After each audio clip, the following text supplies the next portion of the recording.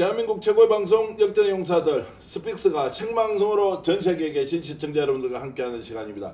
역전의 용사들 시작하겠습니다. 우!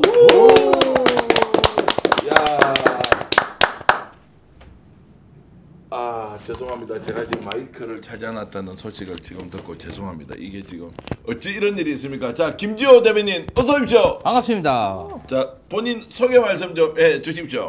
예, 저는 민주당 대변인을 맡고 있는 김지호입니다. 지금 성남에서 열심히 지역 활동하고 또 민주당 지방선거 승리를 위해서 밭갈이를 열심히 하고 있습니다. 감사합니다.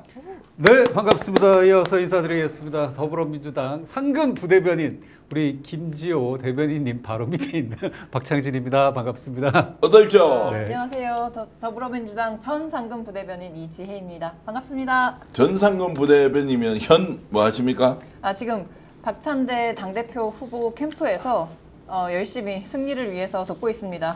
박찬대 후보가 2번 경선했는데 주말 연속으로 지금 표 차이가 좀 많이 나는 것 같은데 역전할 가능성이 있습니까? 역전할 가능성은 충분히 있죠. 왜냐하면 이제 충남권, 영남권의 권리당원 숫자가 그렇게 생각보다 많지 않고, 그리고 우리가 대의원표와 그리고 국민 여론 경선 여기가 아직 남아있기 때문에 2주 남은 상황에서 충분히 역전 가능성이 있다고 생각합니다. 자, 김지호 대변인 나오셨으니까 뭐 전당대회 이야기 잠깐만 하겠습니다. 8월 1일 날 전당대회를 그대로 한다, 아니면 전국적으로 비 피해가 워낙 커서 재난 상황에서 이거 뭐 땡겨야 되는 거 아니냐, 오히려 그러니까 늦춰야 되는 거 아니냐, 오히려 당겨서 원샷으로 하자, 이런 논의가 있는데 바뀌는 게 있습니까? 그래서 지도부에서 결정을 했습니다. 예. 이번 주 26, 27 호남권, 경기, 인천권 전당대회를 하기로 했는데 예. 그것을 8월 2일로 다 미루고 결과를 원샷으로 8월 2일에 한꺼번에 발표하는 것으로 조금 조정을 해서 미뤘고요. 아무래도 선거일을 미루는 것은 여러 가지 행정처리나 또 의정활동 문제도 있기 때문에 8월 2일에 하되 그 중간에 있는 행사는 다 취소하고 미루는 걸로 그렇게 결정한 상황입니다. 그러면 이제 수해복구 작업에 최대한 투입해서 집권 여당으로서 제 역할을 하고, 그럼요. 전당대회는 순회 경선을 일단 8월 2일 날 마지막 날로 다 모아서 그렇죠. 마무리하겠다라는 걸로 이제 정리가 됐네요. 네. 후보 양측 모두 전격적으로 수용을 다 했습니다. 네, 제가 알기로는 흔쾌히 다 네, 받아들인 걸로 알고 있고. 잘했습니다. 네. 좋은 경선 경쟁이 되도록 후보 2분께 박찬대, 정청래, 박찬대 2 후보께 박수 한번 보내드리겠습니다. 요즘 뭐 시끄럽습니다. 우리는 웬만하면 개입을 하지 않죠. 그런데 어떤 후보를 지지한다. 그런데 부탁 말씀 하나 드리면, 내가 지지하는 후보를 적극적으로 응원과 격려하는 것은 과해도 괜찮다. 그런데 상대 후보가 자격이 없다는 방식으로 계속 폄훼하는 방식은 좀 안 했으면 좋겠던데, 그 말을 또 하니까 너 누구 편이야 이렇게 질문을 하니까 참 곤란하고 답답한데, 민주당 어떤 분이 당대표가 되더라도 이재명 정부 성공을 위해서 가장 먼저 이재명 대통령, 이재명 정부의 성공에 적극적으로 나서야 한다. 그리고 거기에 국민들이 계속 박수와 응원을 보낼 것이다, 이렇게 말씀을 드리겠습니다. 신준호 선생님, 그리고 몽땅 해피님, 그리고 한문병 선생님, 자, 윤서진님 고맙습니다. 투진맘님, 야, 은빛나님께서는 정교환은 차라리 홈쇼핑으로 가라, 이렇게 하셨는데, 야, 홈쇼핑 저하고 같이 한번 할까요? 좋은 제품 있으면 소개해 주십시오. 대한민국에서 최고 제품 가져와서 정말로 싸게 한번 팔아보는 아주 독특한 정말로 공동구매 사이트 한번 해보겠다고 열심히 뛰어다니고 있는데요. 제가 토요일 날은 실제로 공장에 직접 갔습니다. 냉감 의류 생산하는 공장의 사장님을 만나서 더 좋은 제품을 싸게 파는 방식이 없느냐라고 해서 열심히 노력하고 있는데, 시청자 여러분들이 그래도 많이 사주셔서 큰 힘이 되고 있습니다. 감사의 말씀드리고요. 박경래 선생님도 고맙습니다. 윤서진님 고맙습니다. 정금래님, 김바울님, 오스틴 권님 고맙습니다. 여러분들이 지지하는 후보가 반드시 당대표가 되길 진심으로 기원을 하겠습니다. 축구공님도 고맙고요. 자, 오늘 본격적으로 토론 들어가겠습니다. 뭐냐, 김건희 내달 6일 날 2주 뒤에 소환이 된다라고 이렇게 이제 통보가 됐는데, 이걸 놓고 이런저런 말들이 많은데 여러분 어떻게 보십니까? 윤석열 29일, 김건희는 8월 6일이다 라고 하는 것의 의미 어떻게 봐야 하는지 우리 이지혜 부대변인 먼저 말씀 좀 해주시죠. 아니 일단 그런 얘기를 하더라고요. 이 특검의 지금까지의 상황을 보면 이 관련자들을 모두 진술을 듣고 나서 끝판왕인 윤석열을 나중에 부르지 않습니까? 근데 지금 이 날짜를 보면 윤석열이 먼저고 김건희가 8월 6일이라는 점을 봤을 때 아, 역시 이 사건의 끝판왕은 김건희다라는 것을 특검이 지금 명확하게 사인을 준 것이라고 볼 수 있습니다. 네. 일단은 어떻게 보면은 주인공들이잖아요. 근데 그 범죄 혐의의 주인공들에게 소환 통보를 했다. 그러면 특검에서 어느 정도 범죄를 소명할 진술, 증거도 확보했다고 보고요. 김건희 특검이기 때문에 주 목적이 김건희지 윤석열은 아닙니다. 그래서 윤석열을 먼저 불러서 그러한 얘기를 좀 듣고 김건희 씨 관련해서는 맨 마지막에 또 특검하고 뭔가 소환조사는 또 양측 간에 조율할 수도 있습니다. 본인의 어떤 의사도 전달할 수 있기 때문에 최대한 밀어서 8월 6일로 잡은 게 아닌가 그런 생각도 듭니다. 어쨌든 특검은 모든 준비가 다 끝난 것으로 저는 보입니다. 일단 이 윤석열 씨는 여전히 구속 상태에 있지만 수사에는 적극 협조 안 할 가능성이 크다라고 저는 생각을 하고 있고요. 유일한 이제 본인의 방어책이 여론전인데 그 여론전을 하기 위해서는 끝까지 초지일관하지 않을까라는 생각이 들고 본인들이 탄압받고 있다라는 프레임을 만들어야 되기 때문에 그렇게 할 것 같은데 그게 또 이제 특검 입장에서는 명분이 될 것 같고 김건희 씨는 우리가 이제 보통 예전에는 가족들이 다 이렇게 기소가 되면 가족 중에 한 명만 구속을 하고 한 명은 그래도 놔둔다. 이게 일륜적인 도리다라고 했는데 이걸 누가 깼습니까? 윤석열 정권, 뭐 윤석열 하에 있던 검찰이 깨지 않았습니까? 그래서 이번에 이 두 부부가 쌍으로 구속되는 사태가 생기지 않을까? 그렇게 또 상상을 해봅니다. 구속되는 것은 뭐 기정사실이니까 뉴스는 아닌 것 같고요. 그렇고요. 문제는 이제 29일 날 윤석열이 과연 이제 소환 조사에 응할 것이냐 말 것이냐라는 부분은 이제 오늘 약간 우리가 뭘 걸어야 될 거 아닙니까? 정치 평론가들은 틀려도 결국 쌍욕들을 각오로 우리가 이제 예측을 해야 하는데 29일 날 윤석열 출석합니까? 출석하지 않습니까? 저는 출석하지 않는다고 봅니다. 출석하지 않는다. 어떻습니까? 저도 안 할 것으로 봅니다. 안 한다. 저는 이미 안 한다고 말씀드립니다. 이미 안 한다. 그럼 세 사람 다 출석 안 한다고 하면은 자 그러면 29일 날 출석 안 하면 곧바로 강제 구인을 한다. 누가? 김건희 특검, 민중기 특검이 특별검사가 강제 구인을 한다 안 한다. 이것도 지금 바로 대답 좀 해주십시오. 사건의 장부인이 현재는 아니고 예. 참고인으로 아마 조사를 하는 거기 때문에 강제 구인까지는 조금 안 한다. 안 할 것 같습니다. 안 할 것 같다. 네, 안 할 것 같다. 예상인데도 그래도 뭐 확답처럼 말씀해 주십시오. 합니까 안 합니까? 안 합니다. 안 네. 한다. 하지 않을 것이다. 자 그러면은 다시 한번 더 질문 드리겠습니다. 29일 날은 하지 않는데 30일 날 강제 구인을 한다 하지 않는다. 그 부분은 좀 봐야 될 것 같아요. 봐야 된다. 30일은 왜 30일이죠? 29일 날 이제 강제 구인 29일 날 출석을 요청했는데 29일 날 안 안 나와버리면 나오면은 거기서 바로 구인은 안 되니까 네, 명분이 그러면 되니까. 강제 구인을 이제 할 수도 있고 안 할 수도 있지 않습니까? 강제 구인은 좀 어렵지 않을까 봅니다. 현재 이제 전환길 뭐 지금 여론을 이렇게 호도하고 있는 사태, 모스탄 뭐 이런 것들을 보면은 굳이 이런 빌미를 줄 필요가 없다라고 생각하고 절차적인 정당성을 특검이 먼저 따지지 않을까 그런 생각이 듭니다. 자, 절차적 정당성이 과연 이제 강제 구인을 시도하지 않고 그대로 내버려 두는 것이 맞느냐 아니냐는 것은 저는 좀 그런 어린다고 부분은 있는 것 예. 같아요. 김건희 씨의 각종 범죄 의혹 너무 많죠. 그 범죄 의혹 관련해서 윤석열 내란숙의 피의자가 확실하게 김건희 씨와 공모해갖고 범죄 혐의가 분명하다. 네. 그러면 특검 입장에서는 강제 구인해야죠. 범죄 혐의가 있는데 왜 조사를 안 하겠습니까? 그런데 아직까지 그게 좀 언론에 공표되거나 특검에서 브리핑한 게 없기 때문에 그러한 확실한 범죄 혐의가 나오지 전까지는 조금 강제 구인은 힘들지 않을까 그렇게 보입니다. 자, 그렇게 이제 예상하시는데 저는 뭐 다르게 말씀드리겠습니다. 지금 일주일 동안 시간 좀 오늘 월요일이지 않습니까? 다음 주 이제 화요일 날 출석하라고 요구를 했는데 그 전에는 출석 여부에 대한 판단을 할 겁니다.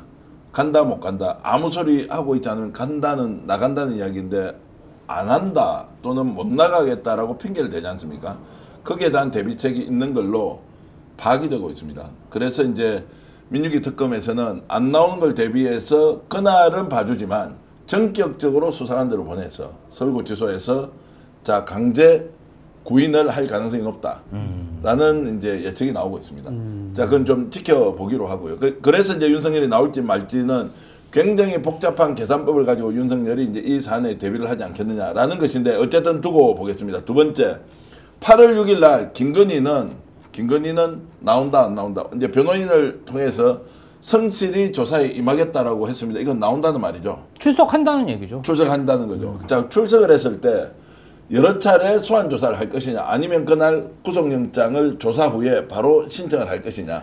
저는 구속할 가능성이 높다 봅니다. 네, 영장 청구를 한다. 네, 왜냐하면은 범죄 혐의가 너무 분명하고 예. 혐의도 많기 때문에 구속해서 조사하는 게 훨씬 효율적이다. 특검은 그런 선택을 할 것이다. 저는 확신합니다. 자, 지금 수집된 정보들 중에 이런 게 많이 있을 것 같아요. 비아폰 사용이라든지 삭제라든지, 그러니까 소위 말한 증거 인멸, 또 증인이라고 할 수 있는 사람들까지 도피하려고 한 시도까지 나오고 있는 이런 상황에서 명분이 확실하게 있기 때문에 바로 구속할 것이다. 저는 이렇게 생각합니다. 자, 구속할 것이다라고 하는 것은 구속영장을 청구하고 집으로 일단 돌려보내는 거죠. 그러고 나서 이제 영장실질심사를 진행한다. 뭐 이렇게 코스를 봐야 되겠죠.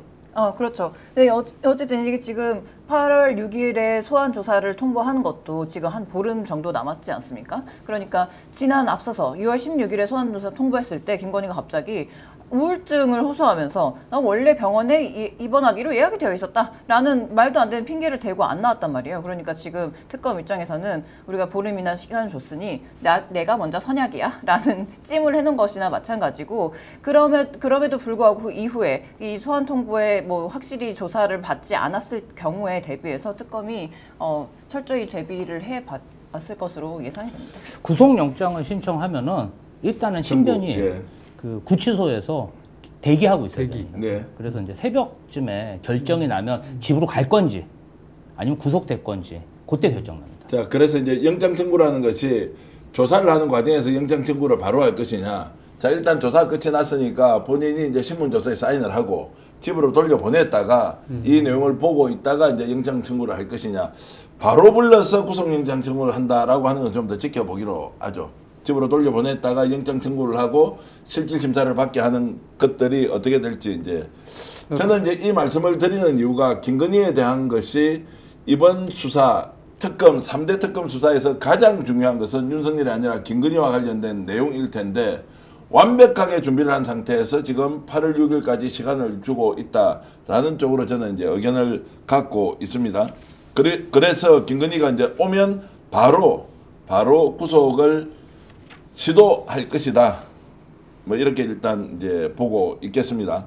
자, 그리고 김건희가 지금 저지르고 있는 여러 가지 범죄 중에서 통일교 압수수색으로 지금 3년치 회계 자료도 확보했다.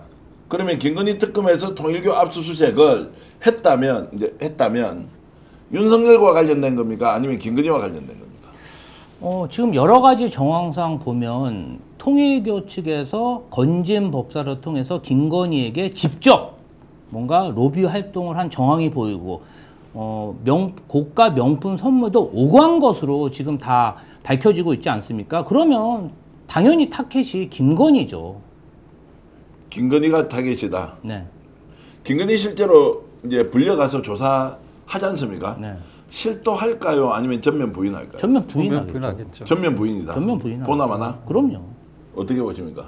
전 이제 윤석열이 지금까지 수사받고 하는 과정을 김건희가 쭉 본 상태에서 학습을 이미 많이 했다고 생각합니다. 그래서 어떤 부분에는 진술해야 될지, 어떤 부분에는 윤석열에게 덮어 씌워야 될지 이런 것들이 좀 명확하게 선 상태로 지금까지 재판을 준비해 오지 않았을까라는 생각이 들어서 무작정 거부하지는 않을 것이고 빠져나가는 구멍을 좀 찾아놓지 않았을까. 제 생각은 그 김건희 스타일은 중국에 이제 관시라고 있지 않습니까?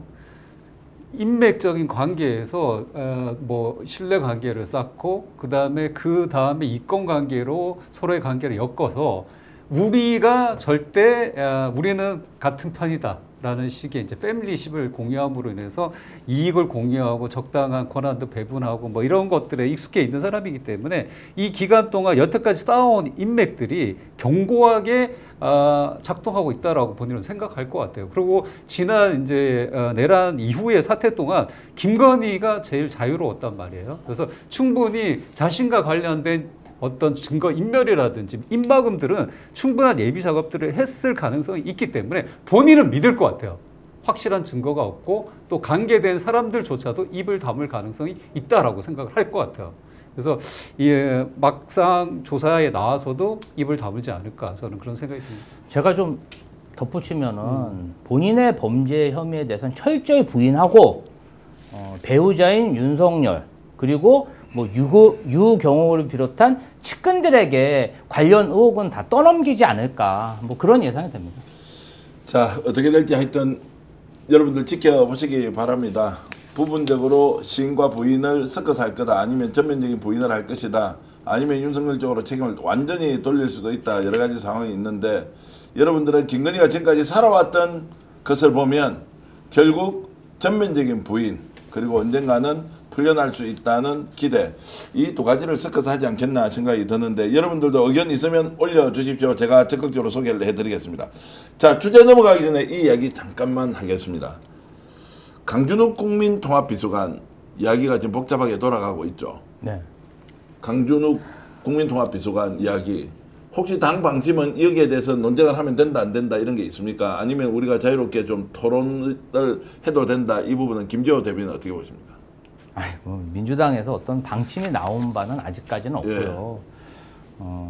이 부분 관련해서는 사실은 이제 대변인단이 좀 부담스러운 부분은 있습니다.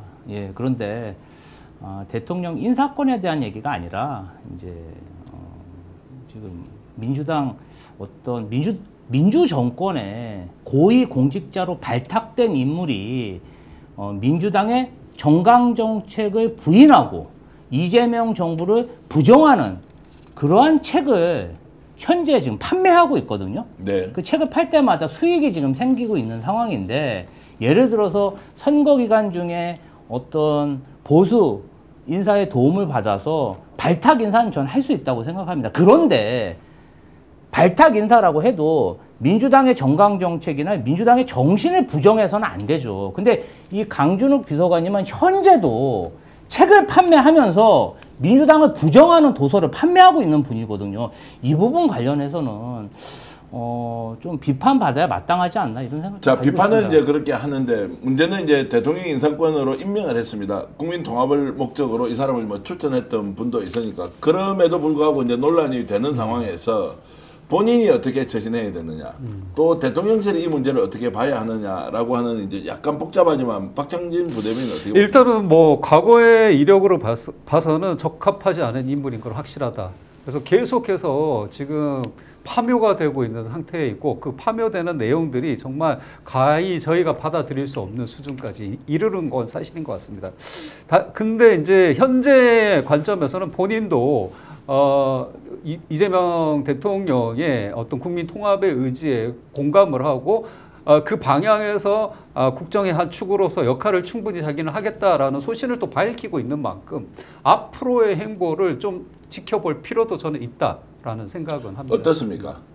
이제 이재명 대통령이 후보 시절부터 대통령으로서 국민 대통합을 하겠다 이렇게 계속 밝혀오지 않았습니까? 그리고 나서 지금 정규재 주필도 내가 강 비서관을 추천했다라고 하는 기사도 나왔던데, 이 국민 대통합에 맞는 인사를 고르지 않았나라는 생각이 들지만, 사실 아까 말씀하신 것처럼 기존의 본인 책에서 서술한 뭐 이재명 대통령에 관한 그 나쁜 말들이나 아니면 민주당의 기조를 흔드는 그런 말들을 많이 내뱉은 걸로 봤을 때, 그 부분들을 어떻게 자기가 좀 수습하고 앞으로 대통합을 위해서 본인의 생각을 이재명 대통령, 이재명 정부와 같이 맞춰서 나가느냐, 이런 것들을 보여줘야 된다라고 봅니다. 근데 문제는 지금 우리 진영 내에서 또 우리 지지자들 사이에서 상당한 이제 반감이 있고, 이거는 도를 넘었다라고 규정하고 있는 그런 이제 사람들도 있다라는 게 확실한 사실이기 때문에, 이 점에 있어서는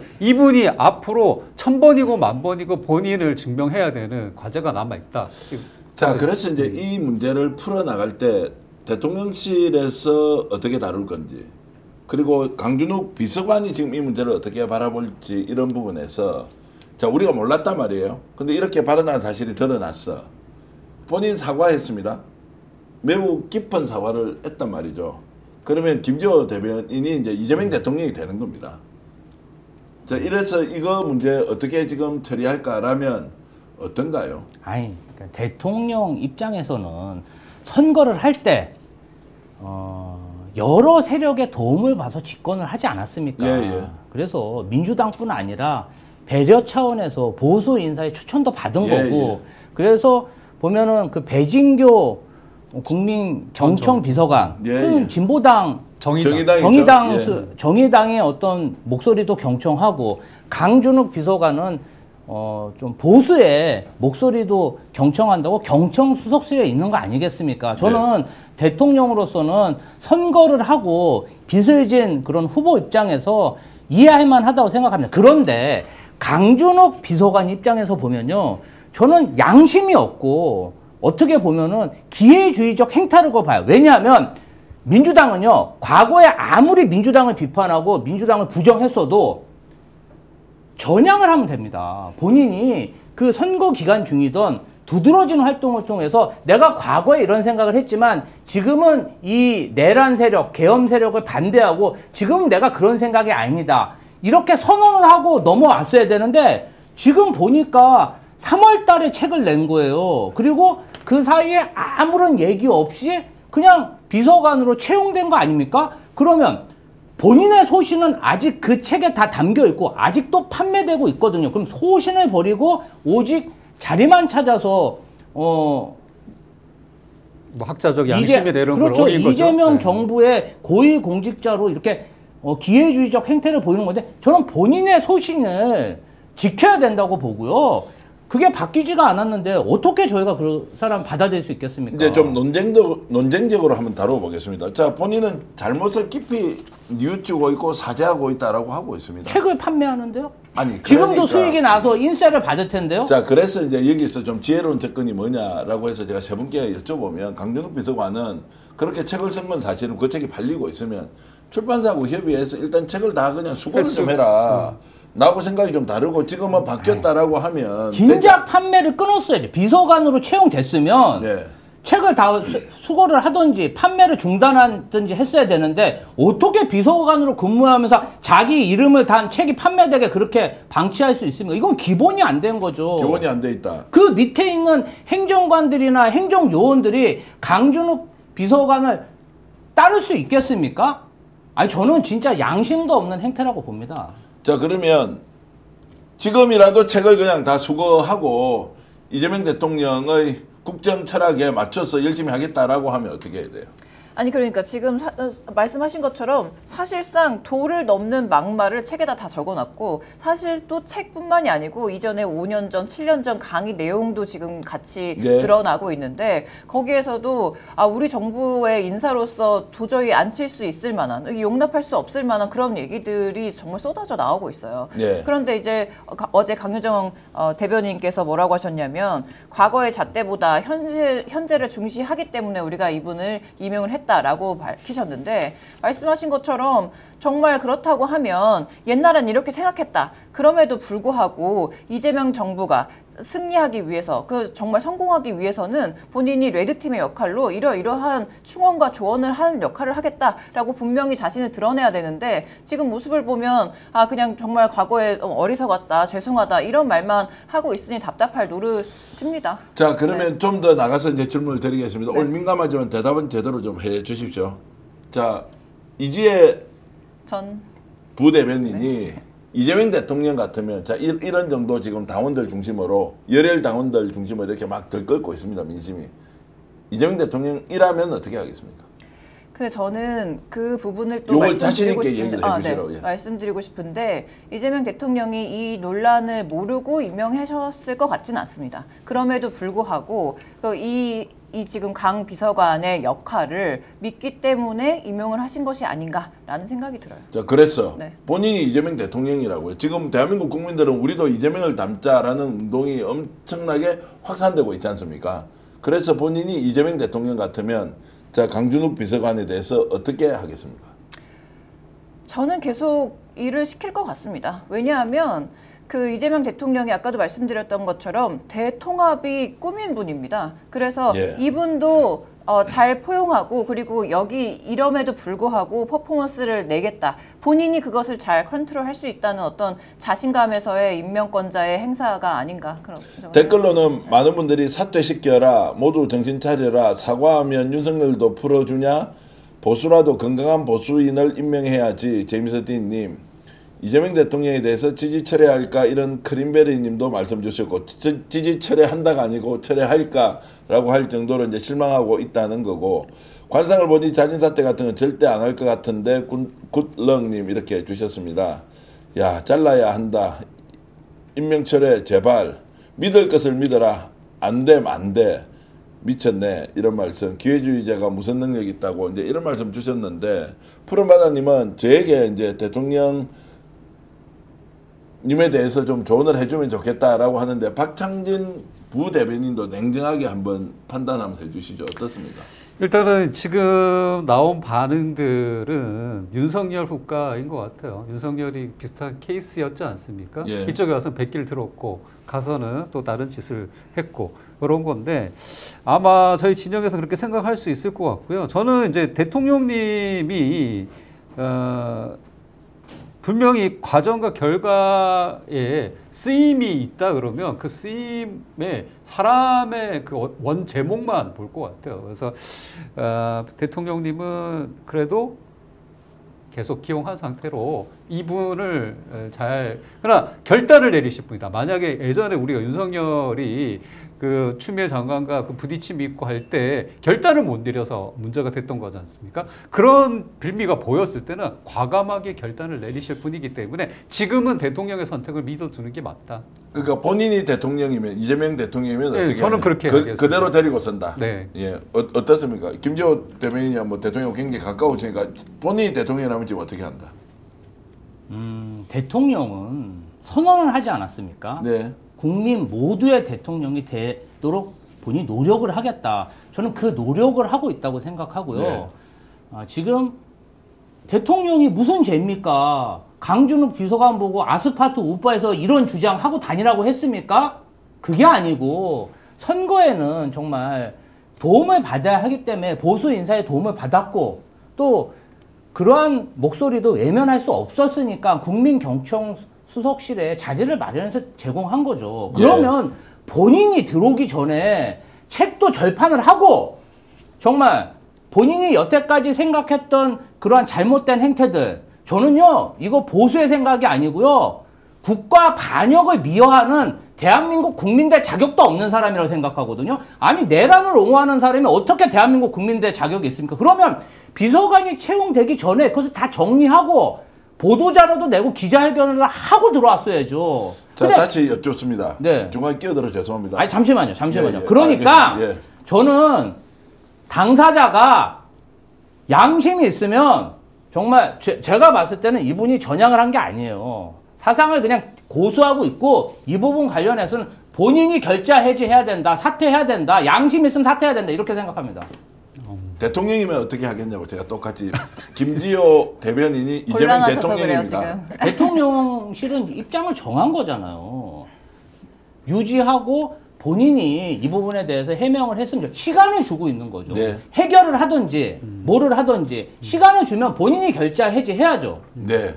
그렇게 이제 말씀을 주셨고 굳이 뭐 이재명 대통령으로 본인을 취한시키지 않더라도 어쨌든 대통령이라면 어떻게 하겠냐는 것에 있어서 여러분들이 이재명 대통령이라면 어떻게 하겠습니까? 자, 그래서입니까? 오늘 이재명 대통령에 대한 지지율 조사가 나왔는데 약간 하락했습니다. 이제 부대변인이 어떻게 보십니까? 자, 62.2%로 상승세가 일단 끊겼는데 뭐 때문에 이렇습니까? 근데 이제 뭐 분석을 보면 지금 강선우 여가부 장관 이제 임명이 됐죠. 그래서 장관이 됐고, 그리고 이진숙 장관 후보자는 지명 철회가 됐으니까 뭐 이런 인사 논란, 그리고 지금 우리가 논쟁했던 강 비서관까지의 이 인사 문제가 사실 어느 정권에서도 초기에든 중간에든 인사 문제로 좀 시끄러웠을 때의 여론조사 지지율이 좀 낮아진 측면이 있습니다. 네. 그렇지만 기대보다 많이 떨어지지는 않았다라고 분석하고 싶습니다. 예. 박창진 부대변인은 어떻습니까? 저는 이제 경계의 순간이다라고 말씀을 드리겠습니다. 어마어마한 기대를 안고 출발했고 또 반대로 어마어마하게 많은 저항도 있으면서 출발했기 때문에 그 경계의 선에서 지금과 같은 지지율의 하락 국면에 대해서 정말 촉각을 세우고 교정이 필요하다. 특히 인사와 관련해서는 앞으로 이 지금 제가 대통령실의 인사 검증이 어떤 라인으로 되고 있는지는 모르겠지만 앞으로는 좀 더 주의하고 유의해야 될 점이 상당히 많다. 이 점을 말씀드리겠습니다. 자, 김재호 대변인. 그러면 이재명 대통령이 오늘 이제 이런 목소리가 이제 대체적으로 민주당을 이재명 대통령을 적극적으로 지지했던 사람들의 냉정하고도 객관적인 목소리입니다. 받아들일까요? 아니면 조금 시간 주십시오. 제가 이 사람 제대로 한번 써볼 테니까 능력평가, 역량평가 좀 미뤄주시면 어떻습니까? 라고 할 것 같습니까? 저는 기본적으로 예. 대통령의 인사권을 존중해야 된다고 생각하는 그런 당내 인사이기 때문에 그 부분에 대해서는 고유 권한이라고 생각해서 코멘트를 달기가 좀 어렵습니다. 네. 다만 저는 본인이 양심을 가지고 학자된 양심으로 결단해야 된다. 이렇게 진짜 강력히 주장합니다. 네. 안 되겠습니다. 오늘 김재호 대변인 이야기 들으니까 강준욱 비서관 빨리 책 걷어 넣고 내 스스로 사퇴하겠습니다라고 사의표명을 한 뒤에 대통령 인사권자의 판단 한 번 더 받아보면 어떻겠습니까? 이제 이런 정도 간다면 그래도 대통령의 뜻이 충분히 국민들을 설득할 만한 근거가 있다라고 하면 다시 한 번 더 받아주는 이런 좀 과정을 거치면 어떨까요? 아니, 너무 당연하죠. 지금 말씀하신 것처럼 사실 되게 조용히 있었어요. 이게 수면 위로 떠오르지 않았다면 우리가 이분의 지난 과거의 발언이나 행태에 대해서 몰랐을 텐데 지금 이렇게 불거졌음에도 불구하고 정말 죄송하다라고 말 한마디로 퉁치지는 않기를 간절히 바랍니다. 한 가지 첨부로 말씀을 드리자면 대통령께서 모든 인사에 다 관여하시는 건 아니다. 그러니까 검증 작업이라든지 이런 건 네. 단위별로 다르기 때문에 그 점이 있다라는 걸 말씀드리겠고요. 이분과 관련해서는 저는 아쉬운 게 이 정도 이력은 페이스북이나 우리가 소위 말하는 구글링만 해도 나오는 지금 글들이거든요. 근데 이게 과연 인사 검증 단계에서 제대로 된 것인가라는 거에 대해서는 좀 대통령실도 좀 생각해봐야 될 부분이 있다. 자, 지금까지 생각합니다. 이제 담당자들. 봉욱 민정수석 이제 지명을 할 때, 임명을 할 때는 이제 절대 다수의 대통령 지지자들이 야, 이거는 믿고 기다려야 한다. 이거 지금 검찰 개혁과 관련해서 이 사람 잘못 추천했다라고 하는 것은 잘못됐다. 그래서 기다려야 한다. 믿고 기다린다. 우리는 이재명을 믿는다라고 해서 사실 용인해주고 박수를 다 보낸 거 기억나시죠? 그럼요. 강준욱 국민통합비서관에 대해서는 민주당의 당원들 115만 명의 권리당원 크게 보면 일반 당원까지 한 500만 명 있는데 이분들은 지금 어떤 생각을 하고 있을까요? 네, 그때와는 좀 더 결이 다른 것 같기도 결이 해요. 확실히 다릅니까? 왜냐하면 내란 옹호라는 것은 지금 국민들이 윤석열 12.3 비상계엄을 통해서 굉장히 많은 상처를 받았고 그게 아직까지 상처가 치유되지 않았고 지금 당대표 선거에도 제1의 구호가 내란 세력의 첩결 아니겠습니까? 그래서 그 부분에 대해서 지금 국민적인 정서와 반감이 많은 것은 사실이라고 보입니다. 네, 예. 그래서 아무래도 이 사람이 했던 이야기 중에 저는 제일 이제 거슬리는 단어가 민주당이 빨갱이 같다라는 이야기는 웬만한 사람이 쓰지 않는 거죠. 네, 그렇죠. 왜냐하면 그 사실이 완전히 거짓인데다가 두 번째는 그런 단어가 이제 별로 맞지 않은데 이제 이 단어를 쓴 것이 정서적으로 좀 받아들이질 못하는 게 제일 큰 거 아닌가라는 생각이 들어서 어떻게 할까요? 그러니까 이분이 이제 그런 단어를 가령 본인의 이익을 위해서 그때 태세를 전환하는 카멜레온 같은 사람이냐라고 볼 수 있는 측면이 여기서 나오는 거죠. 근데 또 한편에서는 원류적으로 들어갔을 때 이분이 일제강점기까지 긍정적으로 얘기를 한단 말이에요. 우리나라를 산업화시켜주고 뭐 이렇게 했다라는 식으로. 그래서 이런 이제 역사관까지 쭉 들어가 보자면 근본적으로 우리랑은 맞지 않다라고 우리 당원들은 지금 생각하고 있는 것 같아요. 그래서 아예 이전의 이제 사례와는 다르게 판단하고 있는 부분이 있는데 저는 이제 약간 또 대통령실의 입장에서 어쩌면 뭐 아까 정의당의 배진교 전 의원이 지금 비서관으로 통합 비서관으로 들어와 있는 것처럼 이 창구가 그래도 그 진영에 있던 사람에게 우리가 뭐 그 역할을 줬을 때 더 문이 열리고 거기에 있는 사람들도 와서 얘기를 하고 소통하지 않겠느냐라는 생각을 했을 수도 있다라고 저는 좀 생각도 듭니다. 좀 어려운 질문 하나 드릴게요. 대통령이 어떻게 할 것 같습니까? 좀 더 지켜볼 것 같습니까? 아니면 결단 내릴 것 같습니까? 아니, 좀 제가 설명을 좀 드릴게요. 행정직은 소신이 있으면 안 돼요. 정무직, 선출이 되면 그의 지시를 따르는 게 맞는데 정무직은 소신이 제일 중요한 거 아닙니까? 네. 근데 이 강준욱 비서관은 자신의 소신을 바꿨다는 증거가 없어요.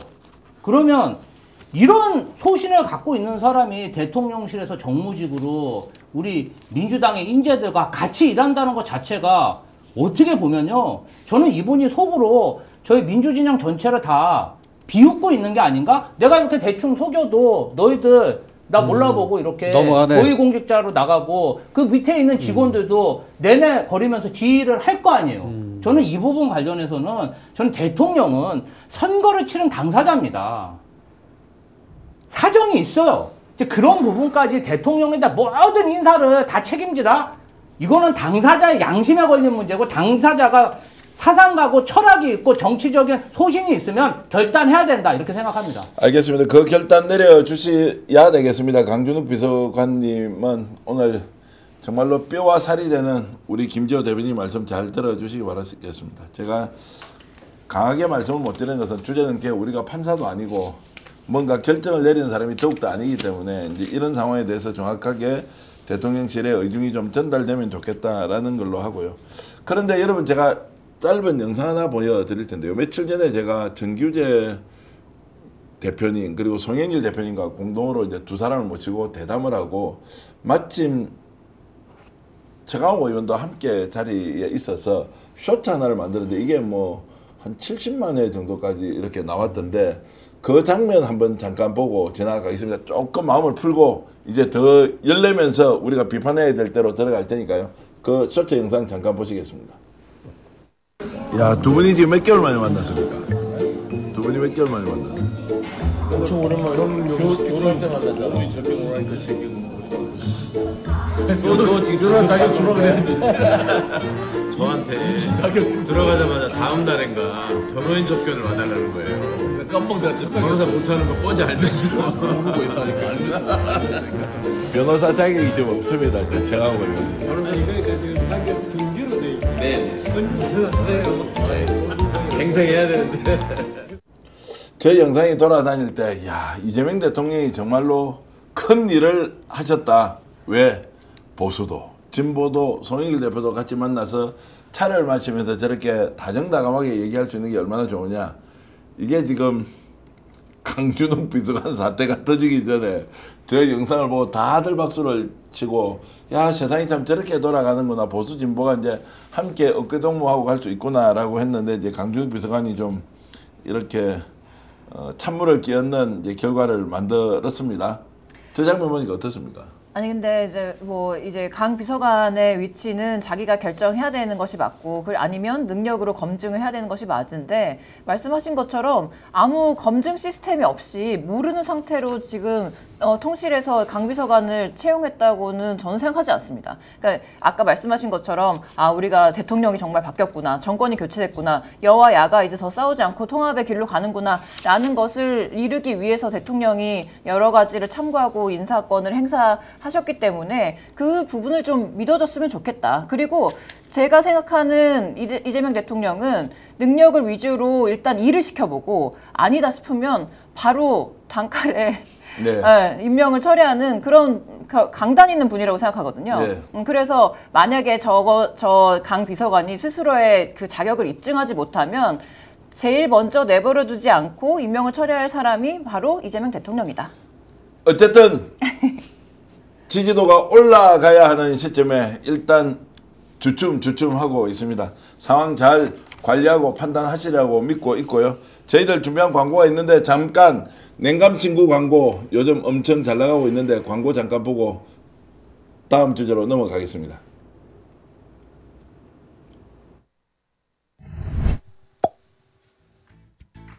연일 폭염입니다. 어젯밤 잘 지내셨습니까? 오늘 여러분들이 시원하게 주무실 수 있는 강력한 냉감 제품 소개해드리러 왔습니다.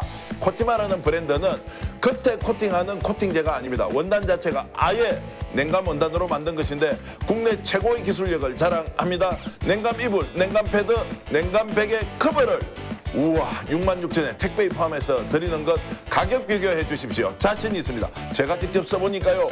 우와 이렇게 상쾌하게 좋은 이불을 덮을 수 있다. 깜짝 놀랐습니다. 간밤에 너무 시원하게 잘 잤습니다. 에어컨도 끄고.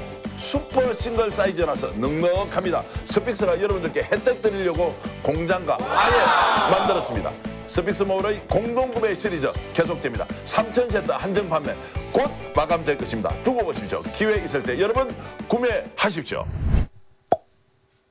자, 이미 3,000세트가 마감이 됐고 추가 생산을 하고 있고 주문하면 아마 3, 4일 정도 걸리는데 주문과 동시에 생산에 들어간다 라고 하는 냉감 친구 제품 여러분 사서 쓰시는 분들이 추가 주문하는 경우도 많습니다. 그리고 주말에도 계속 주문이 들어오고 혹시 안 되는 분들은 전화로 직접 또 주문까지 하신다고 하는데 그 전화 주문이 필요하신 분들은 또 전화 주문 번호를 저희들이 스펙스몰에 가면 전화로 직접 주문할 수 있도록 해놨으니까 여러분들이 이제 이용해 주시면 고맙겠습니다. 자, 이재명 대통령 이야기하니까 오늘 조금 마음이 무겁기도 합니다. 정말로 현명한 결정, 지혜로운 결정 내리시길 진심으로 바라겠고요. 임성근 이야기로 좀 넘어가 보겠습니다. 야, 임성근이라는 사람이 뭔가 지금 구명 로비를 했는데 실제는 상상 이상이더라 이런 이야기가 나오고 있습니다. 임성근 자 해병대 1사단장이 한 군데만 부탁한 걸로 알았는데 최대 한 3군데 정도 부탁을 한 거 아니냐라는 이야기가 나오면서 정말로 이 사람이 심각한 로비스트였다라는 이야기인데 일단 런종섭이 이종섭 전 국방부 장관이 본인은 전혀 그런 일이 없었다고 했는데 이번에 불려가서 술술술 불었다 또는 의견서를 냈다고 하는 이 비겁한 아니면 진실을 향해 가는 그 사람의 행동까지 지금 거론이 되고 있습니다. 2024년 7월 19일 법사위에서 대통령 전화 받았느냐라고 물어봤는데 그때 700-8080 번호 절대 받은 적이 없다고 새빨간 거짓말 시키는 런종섭을 한번 보겠습니다. 7월 31일 날 이첩 보류 통화를 할 때 어디에서 있었어요, 장관은 당시? 기억 안 나요? 그때의 오천장 행사장에 있었습니다. 이때 7월 31일 날 대통령실 800-7070이 전화를 여러 번 했더라고요. 보니까 이 전화가 국토교통부 장관 비서관에게 4번 전화를 했어요. 10시 21분, 30분, 32분, 49분. 이때 통화했는지는 뭐 증인은 알 수 없겠죠. 그런데 이게 지금 대통령 경호처 번호라고 알려져 있는데 보니까 대통령이 직접 통화한 것 같더라고요. 대통령 전화 받은 거 맞아요, 아니에요? 누구와 어떤 내용을 대화했는지 말씀드릴 수 없습니다. 대통령 전화 맞죠? 그건 말씀드리지 않겠습니다. 네, 맞으니까 얘기 못하는 겁니다. 자, 저 당시에도 그러면은 일단 인정을 했다라고 봐야 됩니까? 본인은 받지 않았다 또는 대통령이 아니다라고는 하지 않고 누군지 말을 못하겠다고 했으니까. 이게 얘기를 들어보니까 저 사람이 원래 저렇게 뭔가 조금만 더 건드리면 툭 불 만한 그런 사람이라고 하더라고요. 그래서 저 때도 임종석의 입을 닫아야 되니까 갑자기 런종섭 하면서 호주 대사로 보내지 않았습니까? 그때 한참 우리가 선거 중이었는데 그 수많은 비난을 감수하고 왜 저 사람을 런종섭을 만들었을까에 대한 의문이 있었는데 바로 이렇게 술술술 부를까봐 미리 다 굉장히 먼 데로 도피시켰다라는 얘기가 요즘 들리더라고요. 그래서 지금 와서 보니까 다시 지금 뭐 특검에서 부르고 수사를 시작하니까 바로 말을 바꾸잖아요. 탈윤하는 겁니까?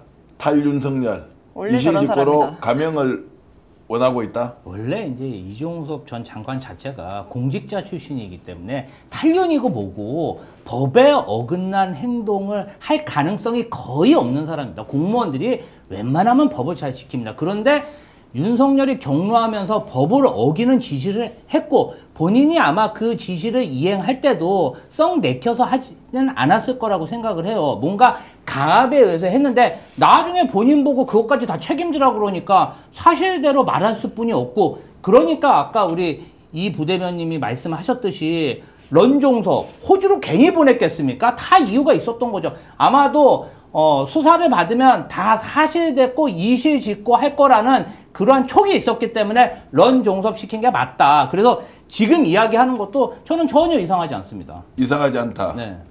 자, 그런 이제 유형을 이미 알고 있었다는 것이고. 저는 이거 조금 다른 면에서 좀 얘기를 드리고 예. 싶은데 지금 이 현안뿐만이 아니라 그러니까 이런 고위 군 장성들, 그러니까 뭐 육사로 대변됐던 이런 부류의 사람들, 또 지난번에 저희가 한번 얘기를 했었지만 경찰 문화도 좀 마찬가지긴 한데 제가 이제 예전에 경험을 해보니까 이런 일이 있었어요. 98년도에 제가 파리를 가는데 육사생도들이 그 중에 몇 명이 특별하게 선출이 돼서 그 견학 같은 걸 그 당시에 가는 거예요. 가는데 갔다 왔어. 근데 며칠 후에 전화가 온 거예요.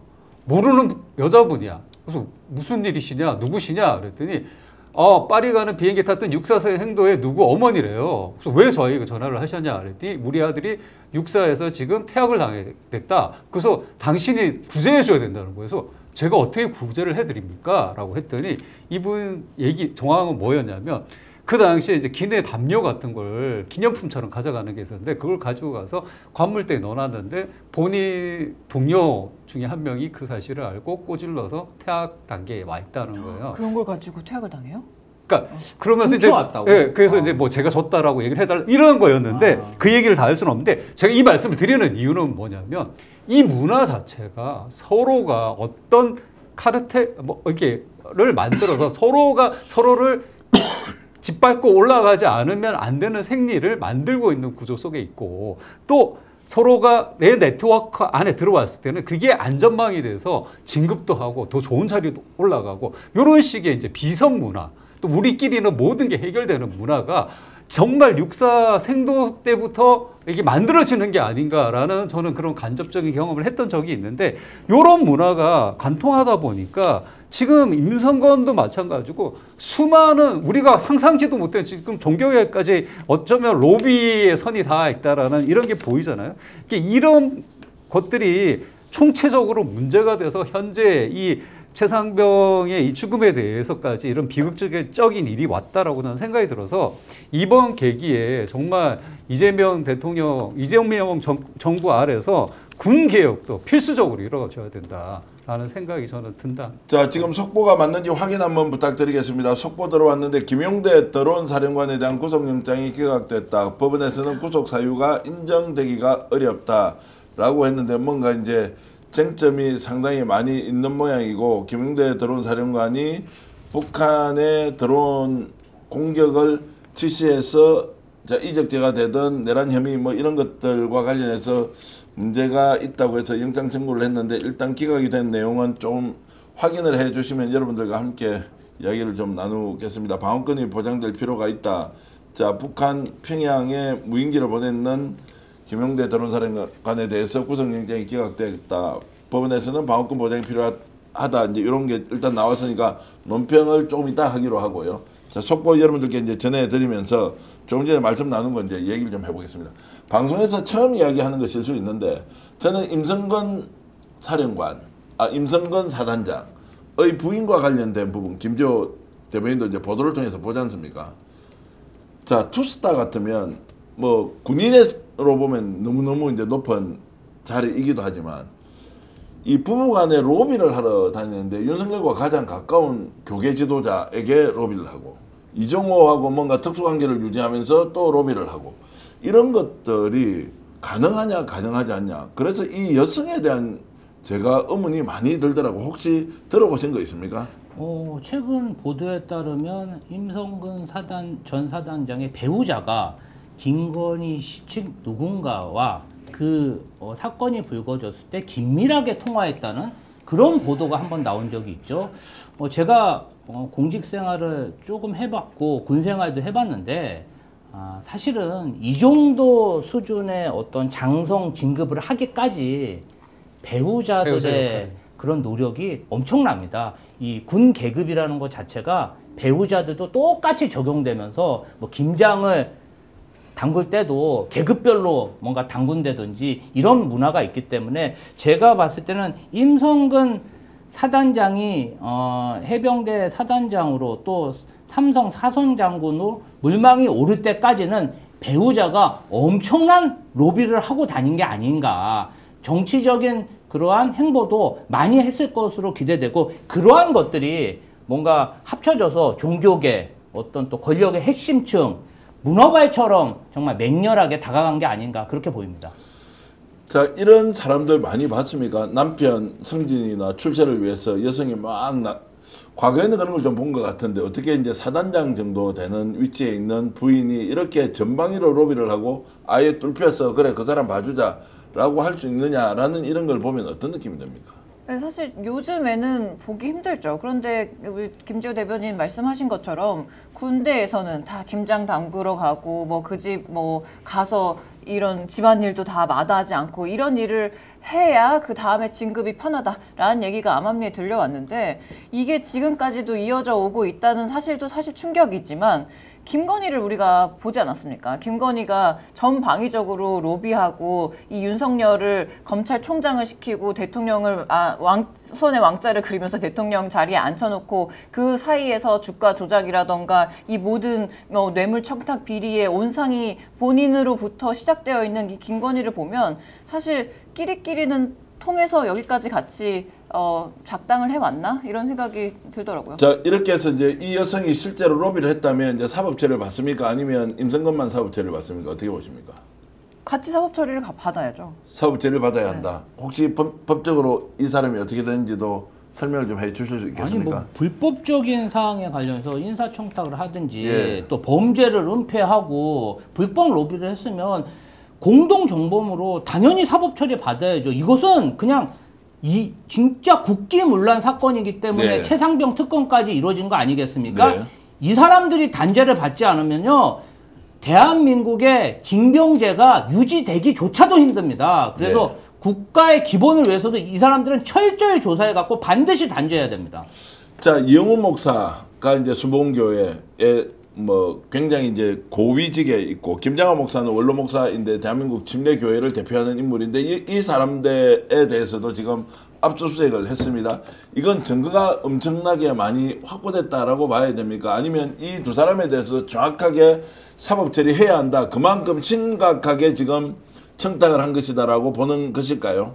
일단 뭐 말씀대로 김지호 대변인님 말씀하신 것처럼 이분들도 비선으로 국정농단을 한 불법 사항이 있다면 당연히 사법 처리를 받아야 되겠죠. 근데 저는 이제 약간 또 다른 측면도 있을 수 있다. 이분들 같은 경우에는 본인들의 아까 우리가 논의했던 것처럼 본인의 신념을 그냥 그대로 실천하는 방식으로 갔던 면이 있는 거고, 뭐 전자로 저는 이 문화적인 면에서 지금 이렇게 군내 진급 문화라든지 이게 아직도 이런 로비나 청탁이라든지 인맥 관계에 의해서 계속 진행되고 있는 이 관계가 아까도 얘기한 것처럼 부인 배우자들의 이제 로비로 나서는 길까지 연결되어 있는 이 과정들이 우리 사회의 기본을 아예 망가뜨리고 있기 때문에 이거에 대한 정말 우리가 이제 개선이 필요하고, 과감한 구태하고 낡은 이런 역사의 그 유물조차도 안 되는 이 구태에 대해서는 문화적으로 바꿔야 된다라는 생각이 듭니다.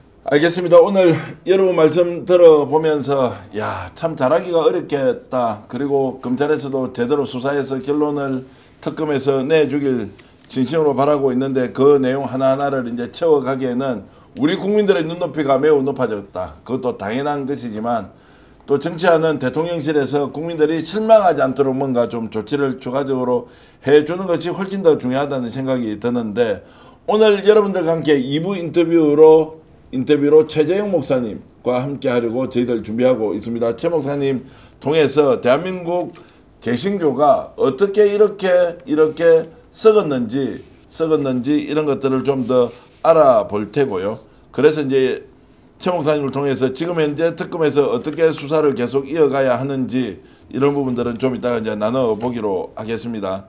자, 국민의힘 당대표 선거에 대해서 잠깐만 제가 언급을 좀 하겠습니다. 어떻습니까? 지금 이제 윤 어게인 하면서 전환길이가 나온다 안 나온다 이렇게 이제 되고 있는데 한동 상대가 전환길이 될 수 있다라고 하는 이 현실을 그대로 받아들여야 합니까? 어떻습니까? 결국은 지금 김문수, 전환길, 구구연대가 힘을 합치고 그 다음에 친윤계가 지금은 뭐 지분 다툼을 하고 있지만 크게 보면 김문수한테 흡수되지 않을까 싶어요. 그래서 아마도 김문수가 최종 당대표가 될 가능성이 높고 당대표가 되면 영남, 부산, 경남, 경북, 대구 자치단체장을 가지고 서로 공평하게 좀 논아먹기를 하지 않을까 이런 예상이 듭니다. 김문수 후보가 지금 전환길의 입당 받아들여야 한다라고 하는 것도 매우 계산된 발언이다 이렇게 이제 나오던데 그러면 전환길이 어느 순간에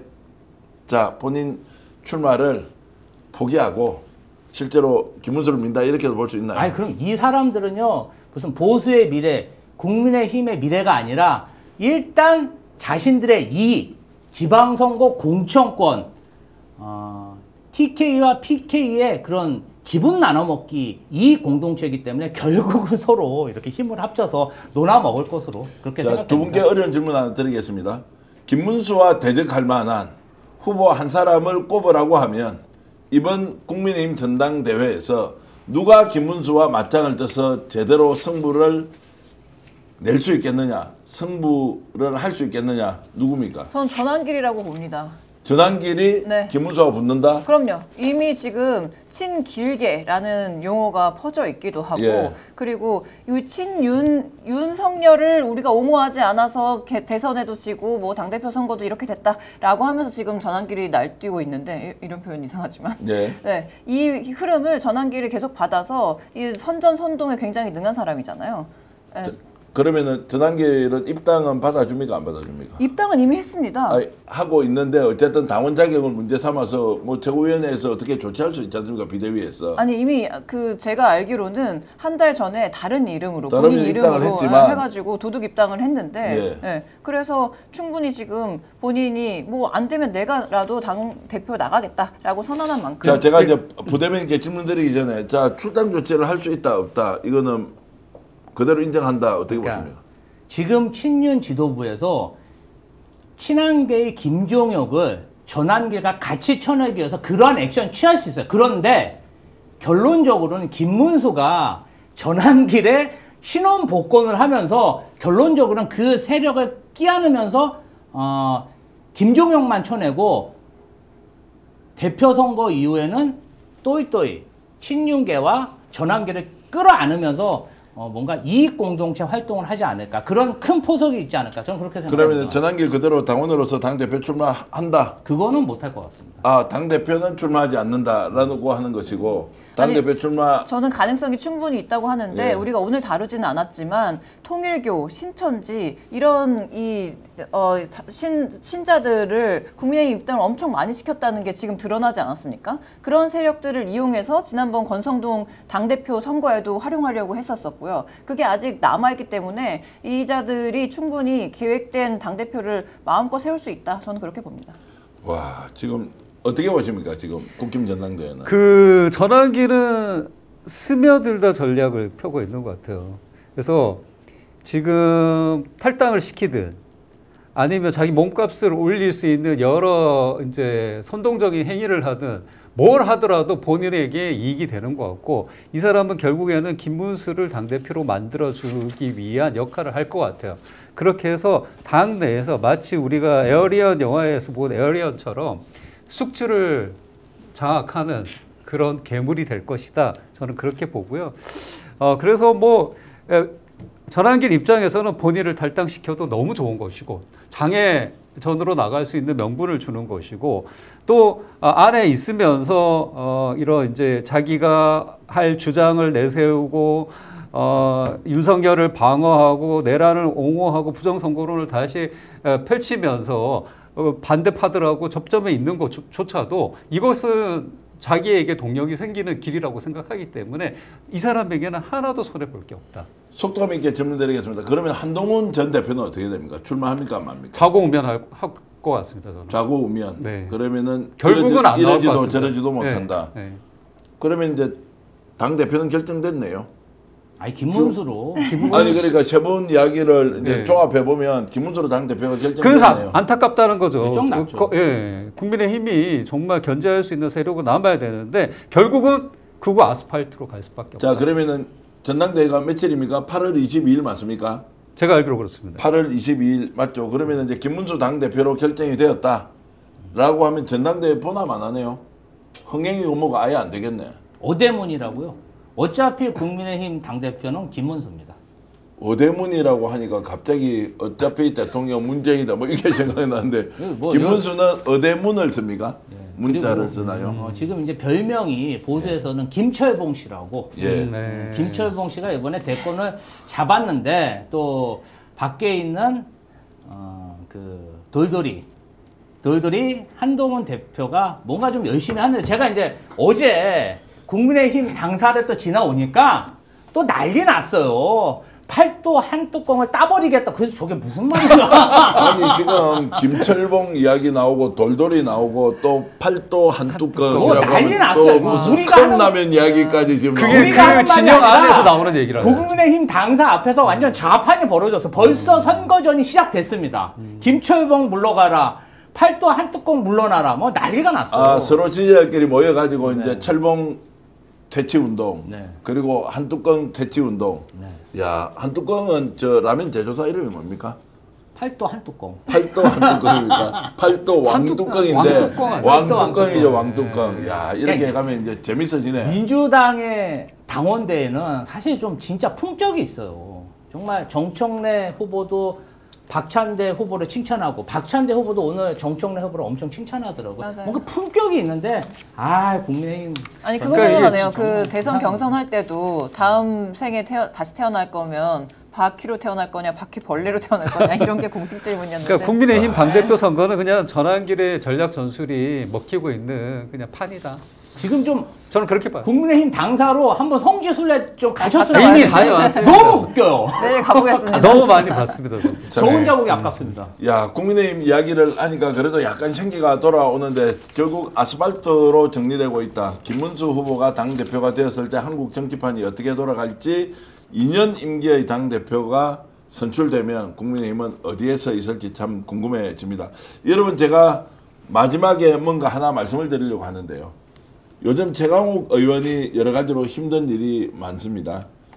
인터넷으로 보니까 댓글로도 또 커뮤니티를 중심으로 최강욱 의원이 대법원에 확정 판결을 받으면서 그 벌금 다 어려운 형편에 어떻게 내느냐라고 하면서 많은 분들이 글을 올려주고 십시일반으로 이렇게 좀 후원을 하고 있던데요. 저희들도 좀 최강욱 의원을 위해서 좀 후원을 하면 좋겠다라고 해서 저희들이 후원 계좌를 제가 그냥 아예 독단적으로 결정해서 최강욱 의원을 좋아하시는 분들은 좀 꼭 이렇게 후원을 해달라는 제가 후원 계좌를 좀 공개하려고 하는데 자 후원 계좌가 최강욱 의원이 이렇게 되어 있는데 무엇보다도 많은 분들이 그 여러 커뮤니티에서 최강욱 의원이 어려운 점들을 좀 이렇게 같이 돕고 나서자라는 게 있어서 제가 여러분들께 좀 부탁을 드리니까 최강욱 의원을 사랑하시는 분들은 꼭 최강욱 의원 어려울 때 좀 도와줬으면 좋겠다.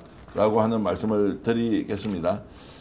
더 좀 구구절절한 이야기가 있지만 그러면 또 최강욱 의원의 명예에 좀 훼손이 되지 않을까 해서 제가 그냥 포괄적으로 말씀을 드리는데 최강욱 의원께 여러분들이 좀 적극적인 후원을 해주시면 좋겠다 말씀드립니다. 이 계좌는 최강욱TV 계좌를 저희들이 그대로 가져와서 여러분들께 이제 좀 소개를 해드리는데 자 이런 말씀을 드리면서 제가 오늘 저희들이 준비한 광고를 좀 하겠습니다.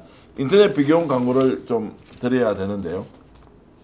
최대 128만 원 놓치지 마십시오. 인터넷 TV 신규 가입 시 48만 원, 휴대폰 구입 시 최대 50만 원, 정수기 렌탈 시 최대 30만 원 드립니다. 인터넷 가입과 동시에 알뜰폰 또는 휴대폰 새로 장만 없이 현재 쓰고 계신 휴대폰의 통신사만 변경하면 최대 30만 원 혜택을 돌려드립니다. 인터넷 성능 다 비슷한데요. 혜택 비교가 더 중요하지 않겠습니까? 인터넷 비교는 23년 동안 60만 명 누적 가입자 983억 원의 누적 현금 사은품을 지급했습니다. 개인정보 보안도 철저해서 한 건의 보안 사고도 없습니다. 그리고 8억 원 이상의 보증보험을 가입해 한 분도 억울한 일 없도록 준비된 인터넷 비교원, 여러분들 가정에서 정수기, 휴대폰, 인터넷 가격 비교할 때는 꼭 비교원에서 상담받아 주시면 고맙겠습니다. 1670-2571로 상담받으시거나 네이버 인터넷 비교원을 네이버에서 검색하시면 됩니다.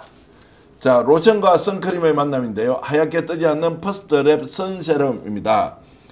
선크림은 제대로 바르고 계십니까? 하얗게 뜨고 끈적끈적해서 바르지 않은 분들 많으실 텐데요. 이번에 스픽스에서 단독으로 일동생활건강, 일동제약과 함께 여러분들께 선보이는 퍼스트랩 선세럼은 50ml인데요. 자, 1+1을 22,900원에 판매하고 있습니다. 1+1 구성이고요. 백탁 현상 없습니다. 그리고 로션처럼 한 번에 쭉 바르면 되는데요. 자, 여기에는 미백 효과와 그리고 주름 개선 효과의 성분까지 충분히 들어있다라는 말씀 드리면서 선세럼 50ml 1+1 22,900원에 지금 판매하고 있다는 거 말씀드리고요. 저희들 댓글창이나 더보기란에 가면 저희들 광화문살롱 쿠키 아주 인기 있는 또 제품입니다. 30개를 유기농 밀가루로 만든 제품인데 29,900원 이 가격으로 정말로 가성비 있게 좋은 쿠키도 드실 수 있습니다. 저희들이 하고 있는 공동구매 시리즈로 보내고 있는 스픽스몰 더 많은 애용 부탁드리고 오늘 역전용사 나와주신 박창진 부대변인 그리고 이지혜 부대변인 그리고 그보다 한 끗발 더 높은 우리 김지호 대변인과 함께 했는데 제가 역전에 하면 다들 용사들 하면서 그래도 우리 마음은 이재명 대통령이 정말로 더 좋은 선택, 더 좋은 국정 운영을 할 수 있도록 화이팅 한번 하겠습니다. 역전에 하면 용사들 화이팅 한번 하겠습니까? 네. 준비됐죠? 시작하겠습니다. 역전의 용사들 화이팅! 오늘 방송 어떠셨습니까? 마음에 들었다면 구독, 좋아요로 스픽스를 응원해 주십시오. 여러분들의 구독, 좋아요는 가장 큰 힘이 됩니다. 스픽스 구독, 좋아요